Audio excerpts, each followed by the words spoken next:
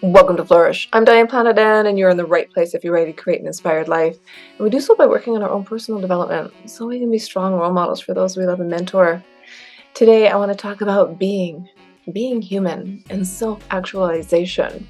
It's all about where our motivation comes from and why.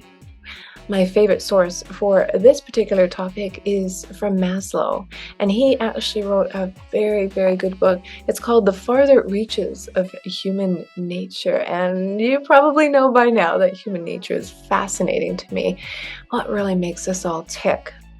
So he says, being, right? Being values.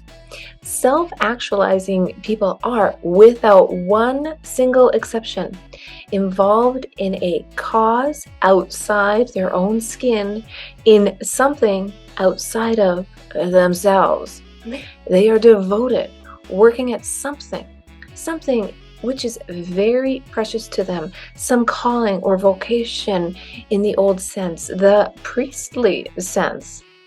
They are working at something which fate has called them to somehow, and which they work at and which they love, so that the work-joy dichotomy in them disappears. It's talking about when you reach that flow state, when you reach that Zen moment, when you are completely present and engaged in what you are doing. Goes on to say, here we go. One devotes life to the law, another to justice, another to beauty or truth, one being yourself. All, in one way or another, devote their lives to the search for what I have called the being values, B for short. The ultimate values which are intrinsic inside you, right? Which cannot be reduced to anything more ultimate. Intrinsic. And if you have been following along, I did an episode from my Psych 100 course at Queen's University, and in week 2, chapter 13, spoke about these intrinsic values that we all have, which are internal motivations. And it bottom lines down to interest. Interest is an intrinsically motivated form of learning. When curious people want to learn something for its own sake, to know it for the simple pleasure of knowing it, not for the external reward, such as learning to get money, impress a peer, or receive the approval of a teacher or parent, but internal reward, your internal reward. And that's the chapter on knowledge and emotions. And I'll do a link in the show notes. But what's even more interesting than this is I did an entire 12 episodes about Jordan Peterson's 12 Rules for Life. And in the beginning, his overture talks about being. And he said with a capital B.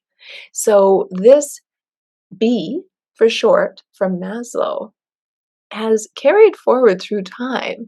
And I'm really happy that people do continue to discuss it and explain it. And so we can help each other really understand human nature.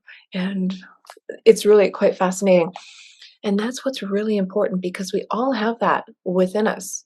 We all have the opportunity, wherever you are, whoever you are, to really dig deep inside, to really dig deep and find what makes you happy, what makes something give you more curiosity, gives you interest, in order to reach that state of just total absorption and continue to have a curiosity of a child. Maslow goes on to say, there are meta needs and metapathologies. The existence of these B values adds a whole set of complications to the structure of self-actualization. These B values behave like needs. He calls them meta needs.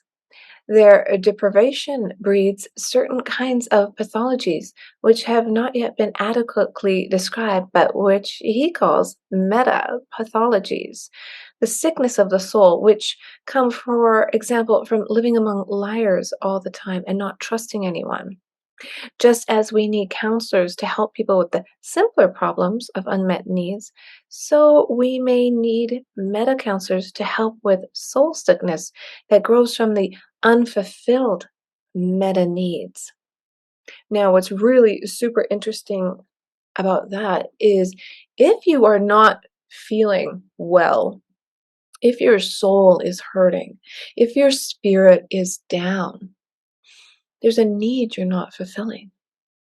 And rather than, like I talked about last week, being a goal achiever and meeting your needs, and humans are driven, we're driven to exceed our needs, actually, then maybe you are compensating for that in some way, shape, or form that, takes the edge off a little bit. But deep dig into this being, into your intrinsic motivation. What would really lift your spirits high? What would do it? And Maslow says, I'm having a crazy hair day. No, he doesn't say that. I'm having a crazy hair day. Anyways, he says, in certain definable and empirical ways, it is necessary for men and women to live in beauty rather than ugliness, as it is necessary for him or her to have food for an aching belly or rest for a weary body. In fact, I would go so far as to claim that these B values are the meaning of life for most people. But many people don't even recognize that they have these meta needs. These B values behave like needs. He calls them meta needs. Let me say one more time. He says, I would go so far as to claim that these B values are the meaning of life for most people. The meaning of life. What do you do that gives your life meaning? What is it that really is like awe-inspiring? Because if you can be present, appreciate the past or let go of the past, learn from the past, but then have a goal, something to look forward to, a destination. Think of it as your lifelong learning vacation. When you're going on vacation, you're really looking forward to it, and you do this, that, and the other thing, and you get organized, and you need to do certain things before you go. That's just like being present and working on your goal daily. What do you have to do? What are all the steps before you reach the next level, before you level up? When you are being self-actualizing and reaching for that peak experience because you deserve it, then you will live life to the fullest. You will live with all your needs met, and you will live a more inspired life. Well, if you like the show, share it with somebody you know, and maybe give us a thumbs up, a comment, hit that subscribe button. You don't want to miss all of this excellent information to help you understand what makes us humans tick.